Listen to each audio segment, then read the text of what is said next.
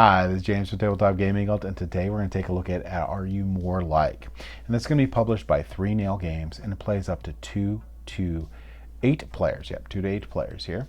And in this game, you're going to be trying to determine what objects people are more like or least like, and try to guess them properly to gain points and win the game. Let's go ahead down to the table here. I'm going to show you how to play Are You More Like, and then we're going to come back and I'm going to give you my final thoughts.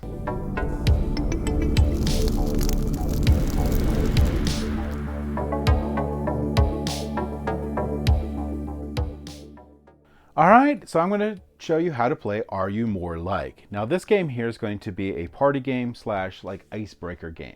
And what you need to do for the setup of the game is you're going to hand out 5 cards to each player. You're always going to have 5 cards, unless you're playing the 2-player variant. And then the 2-player variant, you don't have cards. You actually just pull them from the deck to do your cards that you're going to select for the game. You're also going to give them tokens here that go 1 through 7. You're going to give them a X and an arrow in their color, and then you're going to be able to pick one of these standees. And there's a lot of different standees that you can pick from. Maybe show a little bit of your personality for the ones that you pick here. But we set up for a 3-player game. So you place your standees off to the side here. And this is going to be the scoring track. Now, the number of rounds that you go into is going to determine by the number of players you have. So in a 2-player game, you're going to have 5 rounds. But in a 3-player game, which we're playing, we'll have 4 rounds. But in an 8-player, you have 2 rounds. And a round consists of everyone getting a turn to be the active player, and then the round will end. To start the game here, you're going to give this X and this arrow, this gold one, to the player, first player here, and that's going to be the first one last one to have gone to a refrigerator. And that one is going to go to that player. And that player is not going to score for the round, but they're going to pick which ones they think are the most and least likely. Now, each player is going to look at the cards that are in their hand, and they're going to have just a picture and a little short description of what they are. So this is a clothespin, clothesline, trophy, and spork. Now, at the beginning here, players are going to place in cards. The non-active players are going to place in cards based on the player count. So in this one, we're going to place in 2 from each player here. And we're going to place in so many from the deck. And we're going to look here, and it's going to be 1 card from the deck. And we can fill up to the 7 here, but we only have 5. We're going to shuffle them up, and then we're going to place these cards around. So we have oscillating fan, broken crayon, road sign, rusty nail, and white rose. Now what we're going to do is everyone's going to take a look at their tokens, including the active player, and they're going to pick what they think the active player is going to be most like and least like. Is the active player most like a broken crayon or like a rusty nail? So if you think they're least likely to be a rusty nail, you're going to put that in there. And if you're going to think they are most likely to be an oscillating fan, you're going to put the number 1 here. The active player is going to, and you're thinking what the active player thinks that they're going to be thinking that they are most or least likely. So we'll randomly put 2 here, and we'll randomly put 2 here. Once every player has done that, you're going to go ahead and flip these over. All right. And then each player who's not the active player is going to place their X on the one that they said the least likely. So in this case, 4, and most likely, they said 1 here. This player said most likely is going to be this number 5, and least likely is going to be 4.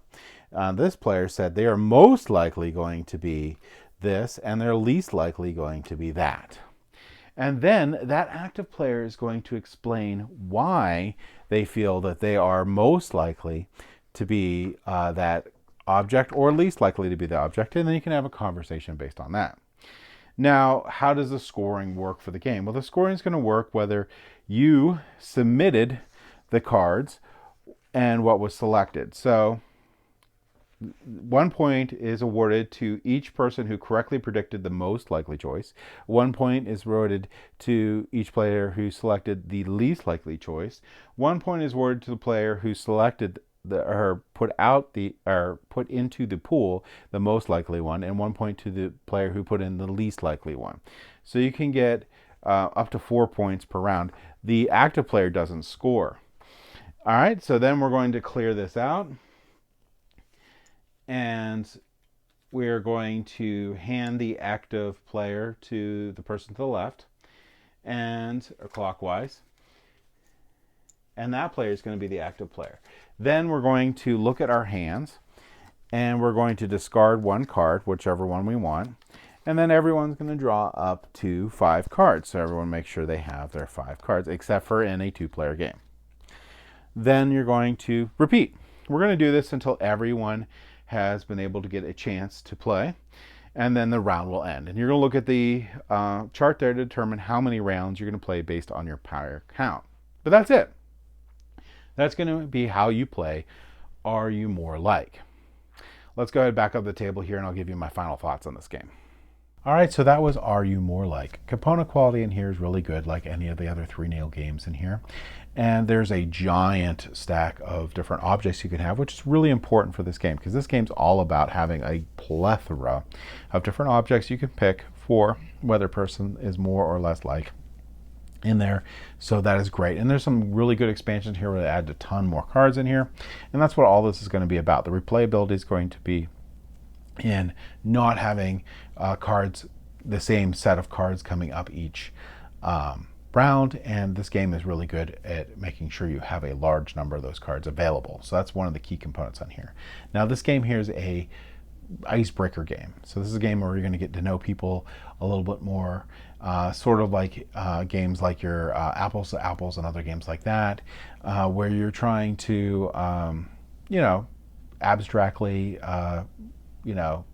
pick things that people are like and not like, and then have that cool dialogue on why you think that they're most like or least like. So this is a game that you're going to play with family and friends, really to get to know each other, have some fun. And that's where this fits in. So this is going to be a lighter game for that. If that's not for you, the game's not for you. If that is for you, the game is for you. And that's basically it.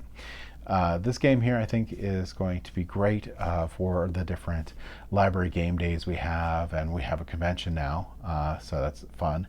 And this is going to go into the board game library, so other people can enjoy it and have fun, and get to know each other a little bit better at these different conventions. So that's where that's going to get in, and that's where I think it falls. And that's my thoughts on it. If you like what we do, please like and subscribe. It really helps us out a lot, helps us get more content out to y'all and all that fun stuff. But either way, I hope you all have a great day, and thank you for watching.